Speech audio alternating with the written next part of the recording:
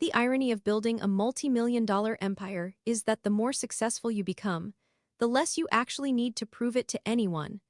At 29, I was the sole founder, creative director, and CEO of Aura and Loom, a lifestyle and homeware brand that had, over the past 4 years, completely taken over the upscale millennial and Gen Z market. We sold everything from ethically sourced, hand-loomed weighted blankets to bespoke ceramic dinnerware and a proprietary line of organic skincare that currently had a waitlist of over 50,000 people. My company was recently valued at just north of $80 million. But if you looked at me, you would absolutely never guess it. That was entirely by design. When I started Aura and Loom in my cramped studio apartment right after college, I made a strict, non-negotiable decision to remain completely anonymous. I had seen what happened to founders who became the face of their brands, their private lives dissected, their every flaw magnified, their personal missteps crashing their company's stock. I wanted no part of that circus. I wanted the products to speak for themselves. My name was nowhere on the website. My LinkedIn still said I was a freelance digital consultant, a vague title I adopted years ago that I just never bothered to update. My public-facing executives handled the press, the investors, and the lavish launch parties. I handled the vision, the strategy, and the final sign-offs from the quiet sanctuary of my penthouse office or my sprawling, minimalist home in the hills. My wardrobe reflected this extreme desire for anonymity. I was a devout practitioner of quiet luxury before it was even a trending hashtag. I didn't wear logos. I didn't wear flashy jewelry.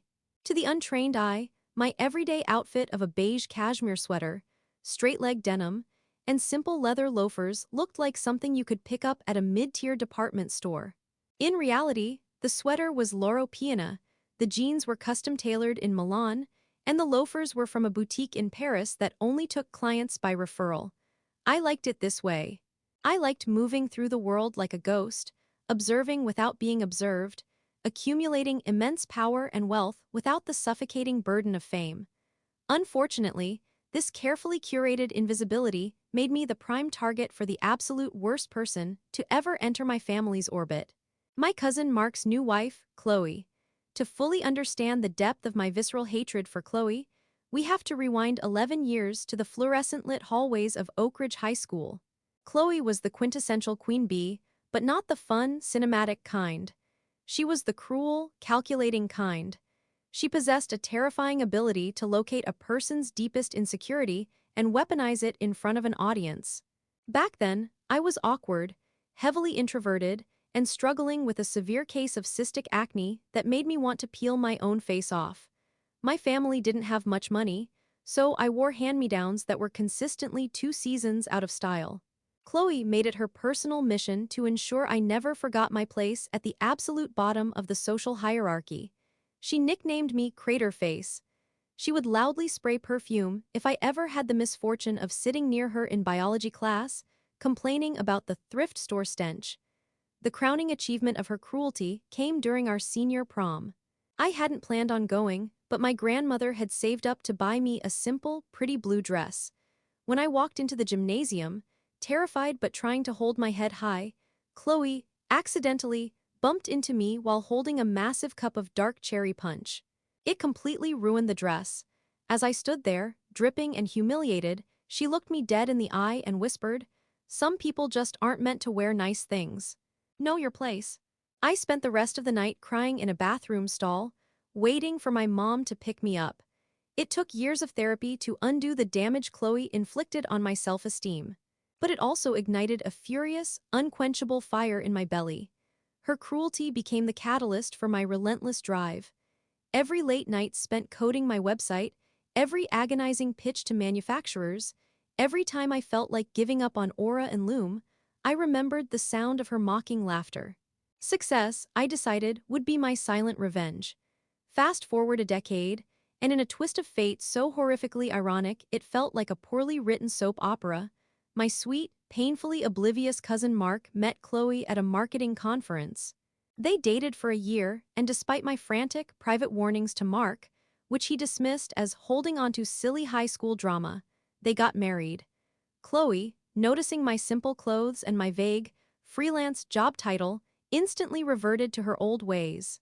She assumed I was a struggling, impoverished loser still clinging to the fringes of society, and she delighted in reminding me of it at every family gathering. Which brings us to the present. The massive, chaotic annual Christmas dinner at Aunt Linda's sprawling suburban estate. The moment my chauffeur-driven Mercedes-Maybach pulled up to the end of Aunt Linda's long, snow-covered driveway, I felt a familiar knot of dread tighten in my stomach. I instructed my driver, Thomas, to park down the street. The last thing I needed was to explain why a freelance consultant was being ferried around in a $250,000 luxury vehicle. I wrapped my camel hair coat, a bespoke piece that cost more than Mark's car, tightly around me, grabbed the artisanal, small batch wine I'd brought as a gift, and trudged up the driveway. The house was bursting at the seams. Aunt Linda went all out for Christmas, stuffing 30 relatives into a house that comfortably sat 15. The air was thick with the smell of roasting turkey, cinnamon, and the cheap, overpowering floral perfume that my great-aunts favored. "Oh, look who decided to grace us with her presence!" Aunt Linda shrieked as I walked into the foyer, enveloping me in a suffocating hug. "Still doing that computer typing thing, sweetheart?" "Yes, Aunt Linda." "Still doing the computer typing thing," I smiled politely, handing her the wine. "Well, keep at it. You'll find a real company to hire you eventually," she patted my cheek patronizingly. I navigated through the sea of relatives, dodging toddlers and sidestepping arguments about politics, until I reached the massive dining room. Aunt Linda had pushed 3 tables together to form one colossal banquet table, draped in garish red and green tablecloths. And there, holding court at the center of the room, was Chloe. She looked exactly as she did in high school, just heavily upgraded by Mark's middle management salary and a small army of cosmetic dermatologists. She was wearing a sequined crimson dress that was entirely too tight for a family dinner, her hair perfectly blown out into cascading blonde waves. She was currently in the middle of telling a story to my mesmerized younger cousins, gesturing wildly with a glass of champagne. Her eyes snapped to me as I walked in. A slow, predatory smile spread across her perfectly injected lips. "Well, well, well," Chloe purred, her voice carrying over the din of the room. "Look who crawled out of her studio apartment. I was beginning to think you couldn't afford the gas to get here." A few of my younger cousins giggled nervously. Mark, sitting next to her, looked down at his plate, refusing to make eye contact with me. I felt a surge of pity for him, followed immediately by a wave of cold, calculated calm. "I took an Uber," I lied smoothly, taking an empty seat diagonally across from her. "Merry Christmas, Chloe." "An Uber?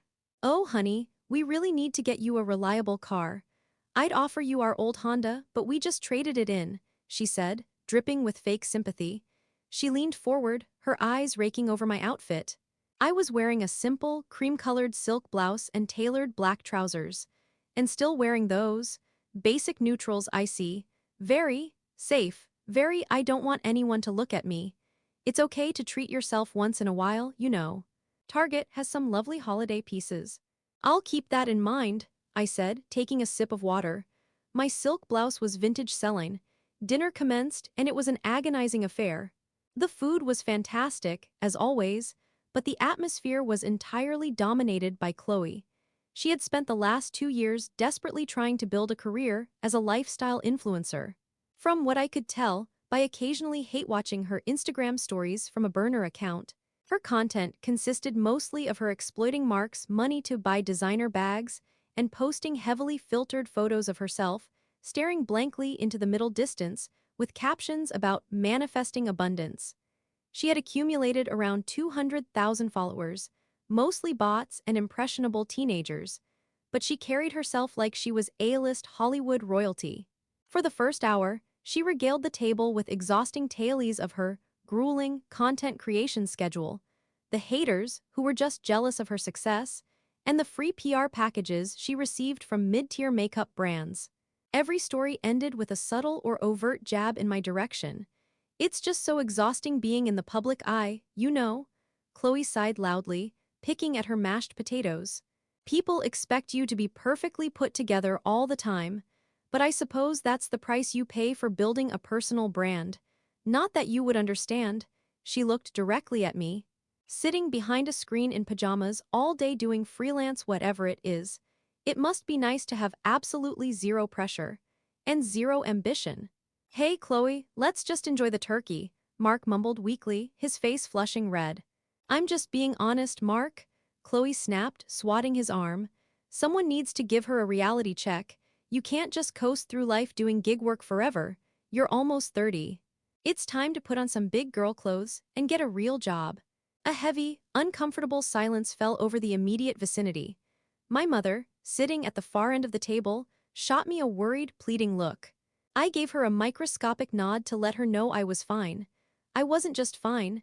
I was practically vibrating with a strange, dark amusement, if only she knew. If she only had the slightest inkling of the titan she was attempting to belittle. But Chloe wasn't finished. In fact, she was just gearing up for her grand finale.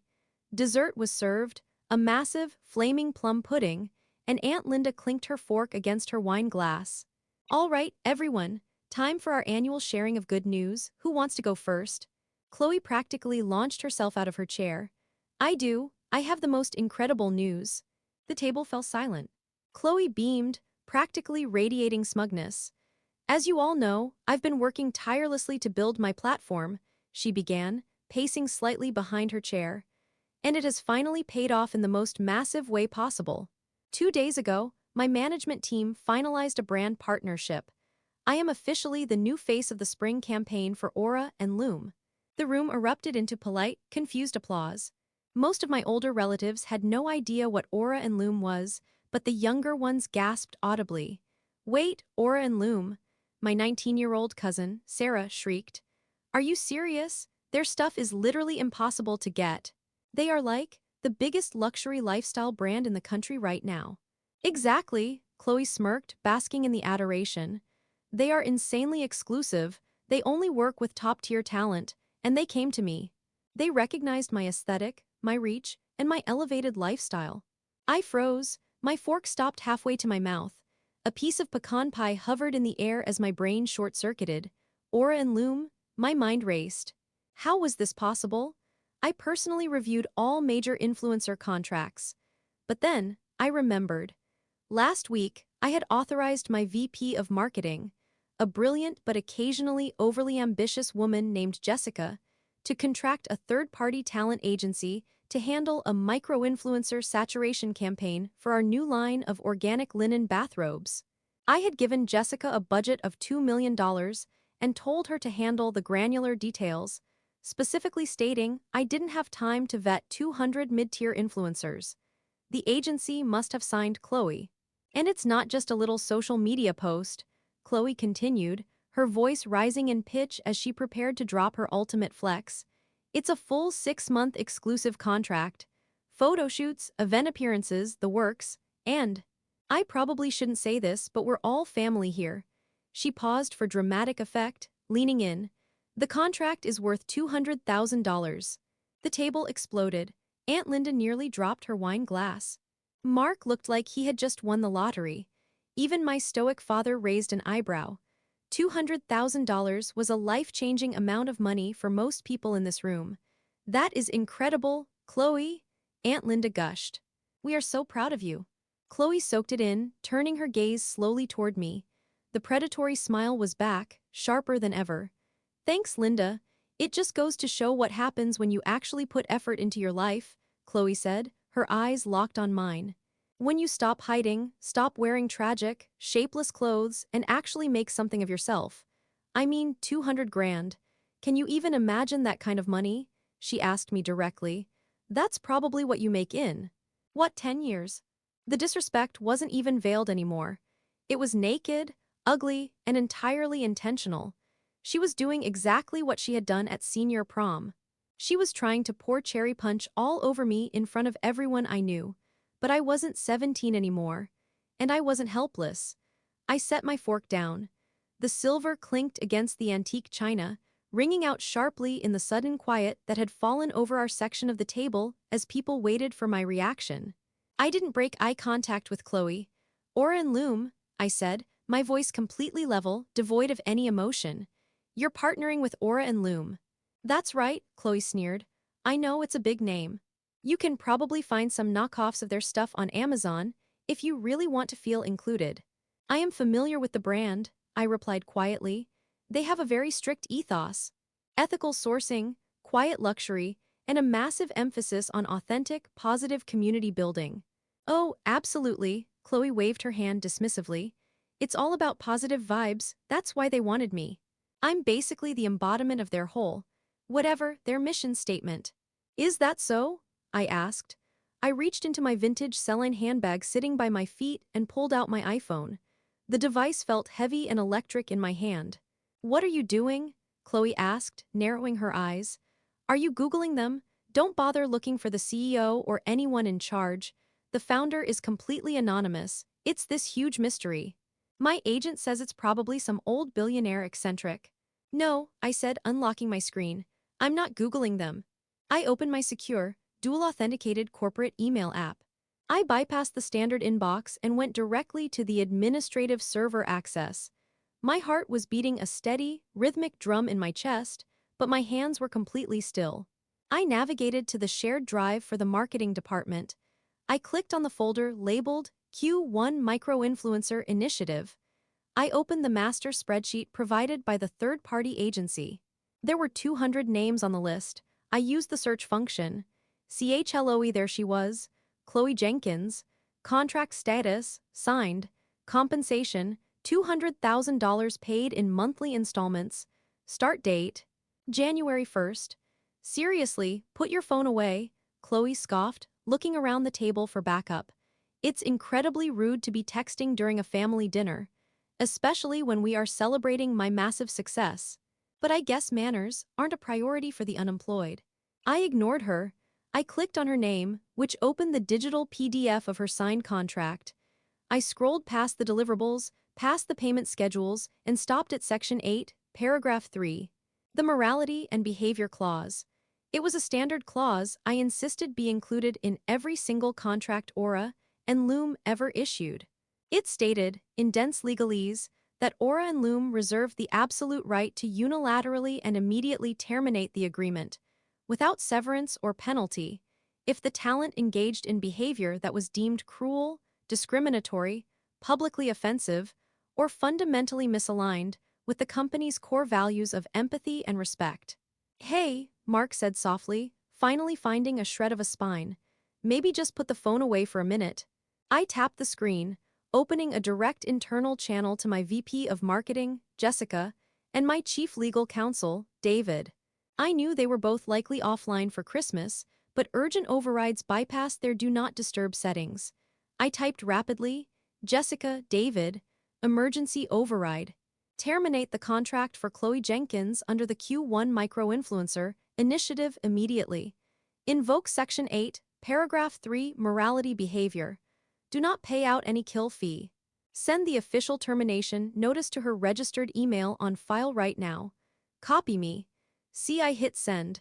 The digital command beamed from my phone, bounced off a satellite, and hit the servers of my $80 million empire. Are you even listening to me? Chloe demanded, her voice rising to an ugly screech. She slammed her hand on the table, rattling the silverware. I am talking to you. You are so pathetic. You sit there in your cheap clothes, radiating jealousy because I have everything you could ever want. I have a massive career, I have a husband, I have wealth. You are exactly the same sad, pathetic loser you were in high school. You will never amount to anything, and you will never. BZZZZT. The sound of a push notification sliced through the air. It came from Chloe's gold-encrusted iPhone, which was sitting face up on the table next to her wine glass. Chloe paused mid-rant, annoyed by the interruption. She glanced down at the screen. I watched the exact moment her reality shattered. It was fascinating, really. It happened in distinct, agonizingly slow stages. First, her brow furrowed in confusion. Then, the blood completely drained from her face, leaving her looking like a beautifully contoured corpse. Her jaw went slack. Her perfectly manicured hands began to tremble so violently that, when she reached out to pick up the phone, she nearly knocked over her water glass. What is it, babe? Mark asked, oblivious to the seismic shift in the room's atmosphere. Did your post hit 1 million views or something? Chloe didn't answer. She couldn't. She picked up the phone, her eyes frantically scanning the screen, reading the email that had just been auto-generated by Aura and Loom's legal department. No, she whispered. It was a breathless, hollow sound. No, no, no, this is a mistake, this is a prank. What's wrong? Aunt Linda asked, leaning forward, her face etched with sudden concern. Chloe, sweetheart, you look like you've seen a ghost. They canceled it, Chloe stammered, her voice cracking. She looked around the table, her eyes wide with sheer panic. Aura and Loom. The agency just forwarded an email from their legal department. They terminated the contract. A collective gasp echoed around the dining room. What? Mark yelled, grabbing the phone from her shaking hands. He read the screen, his face mirroring her horror. Wait, it says here. Effective immediately, Aura and Loom is exercising its right to terminate this agreement under Section 8, Paragraph 3, Morality and Behavior. We have determined that your public and private conduct is fundamentally incompatible with our brand values. All future partnerships are permanently severed. What the hell does that mean? What did you do? I didn't do anything, Chloe shrieked, tears suddenly welling in her eyes, ruining her expensive mascara. I've been perfect. I haven't posted anything controversial. I've just been manifesting. This has to be a mistake. I need to call my agent. I need to call the CEO. I'll sue them. I'll destroy them on TikTok. I wouldn't bother calling your agent, I said. My voice wasn't loud, but in the chaotic silence of the room, it cut like a surgical scalpel. Every head at the massive table snapped toward me. And, I continued, slowly locking my phone and sliding it back into my vintage bag, you can't sue a company for enforcing a legally binding morality clause that you willfully signed. Especially when the CEO has direct, first-hand evidence of your cruelty. Chloe stared at me. Her brain was frantically trying to connect the dots, but the sheer impossibility of the situation was creating a massive cognitive roadblock. What are you talking about? She spat, though her voice lacked its usual venom. It was laced with a creeping, primal terror. What do you know about this? I placed my hands flat on the table and slowly stood up. I smoothed the front of my silk blouse. I looked at Mark, then at Aunt Linda, then at my parents, and finally I fixed my gaze entirely on Chloe. You were right about one thing earlier, Chloe, I said, my voice projecting clearly to the farthest corners of the room. The founder of Aura and Loom is incredibly secretive. She values her privacy above almost everything else. She didn't want her face to overshadow the work, but she is definitely not an old billionaire eccentric. I paused, letting the silence stretch until it was practically suffocating. She is a 29-year-old woman who built an $80 million empire from a studio apartment while wearing comfortable, neutral clothing, I said softly. Chloe physically recoiled, as if I had struck her. No, she breathed out. No, that's a lie, that's impossible. I am the founder, sole owner, and chief executive officer of Aura and Loom, I stated, the words tasting like fine, aged wine on my tongue. And I just personally authorized the termination of your contract, from my phone, right here at this table. The reaction was instantaneous pandemonium. My younger cousin screamed. Aunt Linda clutched her chest. My father dropped his napkin. Mark looked back and forth between me and the email on Chloe's phone, his mouth opening and closing like a suffocating fish. You, Chloe whispered, her face twisting into a mask of pure denial. You, no. You're unemployed, you're crater face, you're nothing. I am the person whose company you were just bragging about, I corrected her, my tone utterly devoid of sympathy. I am the person whose money you were planning to spend. And I am the person you have spent the last hour, and the last 10 years, trying to humiliate. I walked slowly around the table, stopping just a few feet away from where she sat paralyzed. Aura and Loom is built on a foundation of genuine community and kindness, I said, speaking directly to her, though the entire family hung on my every word. I poured my blood, sweat, and tears into that company. I will not allow my brand, or my money, to be represented by a woman whose primary joy in life comes from making other people feel small. I remember senior prom, Chloe. I remember the cherry punch. I remember every single vile thing you ever said to me. You thought I was weak because I didn't fight back. I wasn't weak. I was busy. I looked down at her. She was visibly shaking, the arrogant, untouchable queen bee completely shattered, replaced by a terrified woman realizing the magnitude of her colossal mistake. $200,000, gone in an instant, her influencer career permanently blacklisted by the biggest brand in the industry. You're a monster, she choked out, hot tears streaming down her face. No, I replied calmly. I'm just the boss. I turned away from her and looked at Mark. Mark, I love you, but you married a bully. I suggest you take a long, hard look at the woman sitting next to you. I turned to my parents, who were staring at me with a mixture of absolute shock and bursting pride. I gave them a soft smile. Mom, Dad, I'll call you tomorrow. We have a lot to talk about. Without another word, I turned on my heel and walked out of the dining room. The silence that followed me was absolute. Nobody moved. Nobody spoke. The only sound was the clicking of my Parisian loafers against the hardwood floor of the foyer. I grabbed my camel hair coat from the rack, slipped it on, and opened the front door. The crisp, freezing winter air hit my face, and it felt like absolute heaven. I pulled out my phone and tapped a single button. Less than 30 seconds later, the sleek, black Mercedes Maybach glided silently up the driveway, its headlights cutting through the falling snow. Thomas, my driver, stepped out in his immaculate suit and opened the rear door for me. "Good evening, ma'am," he said respectfully. "How was dinner?" I slid into the heated leather seat, the soft ambient lighting of the cabin washing over me. I looked back at the house. I could see silhouettes moving frantically in the dining room window. The chaos had finally erupted. "It was delicious, Thomas," I said, leaning back and closing my eyes. "Take me home."